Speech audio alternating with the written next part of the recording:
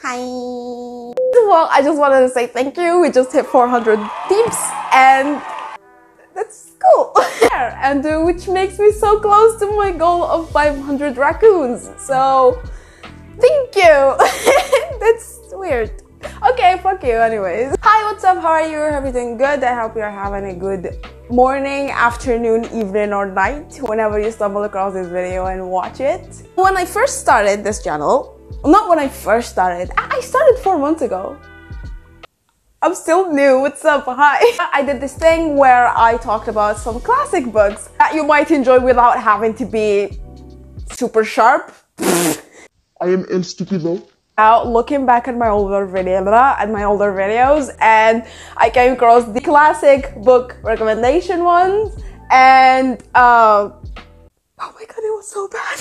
I was like, it was just so bad. So I wanted to do it again and recommend more, because I see a lot of people wanting to get into classics and not doing that because they're difficult. I don't know. So I have a bunch that are not difficult. Yay!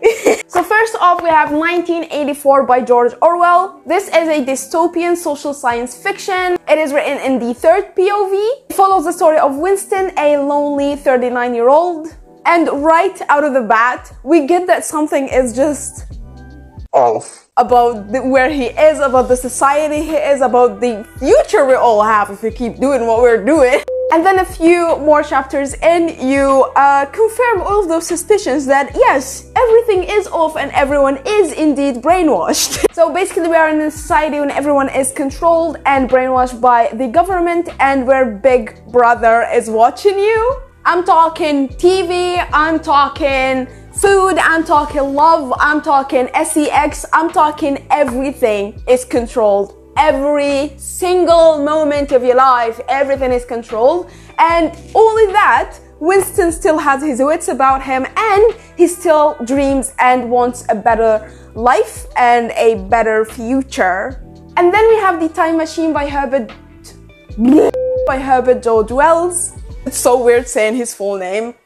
Usually you'll just hear H.G. Wells, but his full name is Herbert George Wells. Herbert. And you need to come on down to the cellar. I got a whole freezer full of pops. It is a science fiction novel written in 1895. We start with our scientist sitting in a room with a bunch of associates as he starts to tell them the story about his adventures. He builds a time machine and tells the story of him building it and him going away using it. You or me as a reader will get a glimpse of a dystopian future as he discovers that humanity in the future has developed into 2 races. I thought it was brilliant. I loved how fun it was. I didn't expect this. Again, I say this a lot, but with classics, you don't know what you're gonna get. Like, you don't fucking know. So fucking fun. It was so easy to understand and so easy to read and so easy to go through. Like, I think I read this in 2 sittings in one night and I just liked it so much. It was fun. Actually fun. It did feel like slow at times. That's just the writing style of H.G. Wells. With The Invisible Man, it was the same thing. Even though it was slow, it still did not take away from how fun it was and how enjoyable it ended up being. And then we have The Alchemist by Paulo Coelho. Follows the mystical story of Santiago, an Andalusian shepherd boy. And in Andalusia, he meets someone that tells him about a treasure, and then we follow him in the adventure of him trying to find said treasure. It goes all over North Africa, which is super cool. It goes through Egypt. The treasure is said to be in Egypt, but it goes through all over North Africa. It goes through a bunch of places, and we meet a bunch of people. On his way to find his treasure, he finds a lot of different things before he even gets to that point. We get love, we get merchants, we get witches, we get a lot of shit that made this whole story super fun to read. It pushes the narrative of following your dreams and never letting go hope, even though we can be a little at the bottom of the hole, but still follow your fucking dreams. I thought it was a self-help book disguised as a novel, and I don't really mind that. Next up, we have Around the World in 80 Days by Jules Verne. This is a science fiction adventure novel written in 1872. It follows Phileas Fogg, a rich bitch, taking a bet that he can travel around the world in 80 days. Actually, I remember the bet was amongst his friends and they thought it would take like 90 days. I know they thought it would take more than 80 days, and then he chimes in, this rich bitch, and he's like, actually it takes 80 days precisely, and minutes and like everything. And this dude, I love him. I loved Phileas Fogg so much. So we follow a rich bitch as he goes around the world. It was super fast and easy writing, and it just flowed in such a smooth way, and I actually couldn't put it down. The characters are funny, they're witty, they're different, it's lovable. I have saved the best for last. We have The Hobbit. This is one of my all-time favorite books ever. I fucking love it. Do yourself a favor, don't watch the trilogy, read the book.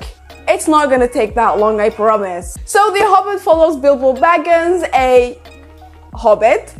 He gets disturbed by a wizard, Gandalf, and takes him into an adventure to reclaim this huge golden treasure. And this is one of the best books that I've ever read in my entire life.